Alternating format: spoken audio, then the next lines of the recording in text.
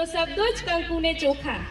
તો આજના આ પ્રસંગમાં હું પ્રભા પટેલ આપનું હૃદયથી સ્વાગત કરું છું. તમારો કિંમતી સમય અહીંયા આપ્યો એ માટે હું ખૂબ ખુશ છું.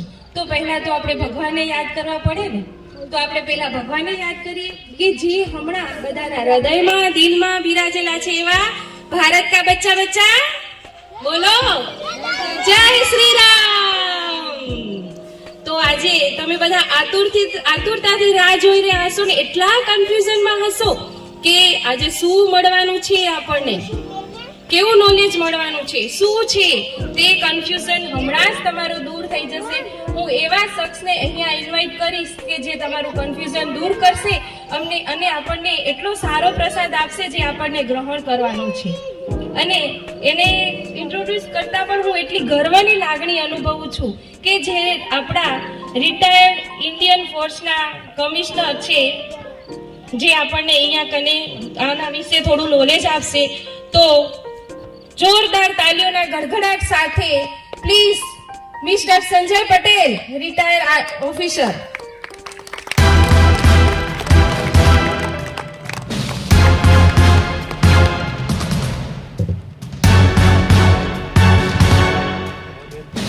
બેન થેન્ક યુ.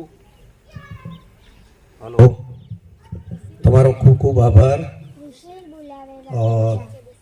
મને આ ઓપોર્ચ્યુનિટી મળી છે તમારી વચ્ચે આવવા બદલ, એ બદલ તમારો બધાનો ખૂબ ખૂબ આભાર. જસ્ટ 2 દિવસ પહેલા 3 દિવસ પહેલા બંટીભાઈના ઘરે બ્રેકફાસ્ટ કરવા માટે ગયો હતો, મિત્તલબેનના ઘરે.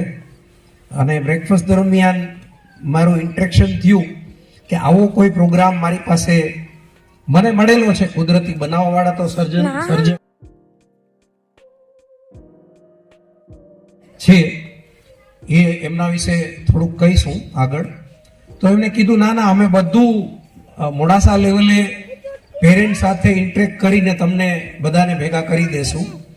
અને ખરેખર અમે 2 દિવસની વોર્નિંગની અંદર આ પ્રોગ્રામ બધા લોકોને ભેગા કરી દેવા એ બહુ મોટું અચીવમેન્ટ છે. તો એકવાર એમના માટે ખૂબ તાલીઓ.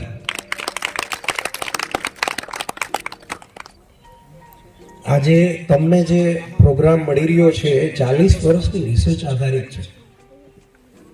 અને જેમણે આનું સર્જન કર્યું છે એ એમનું જે એજ્યુકેશન લેવલ હતું એ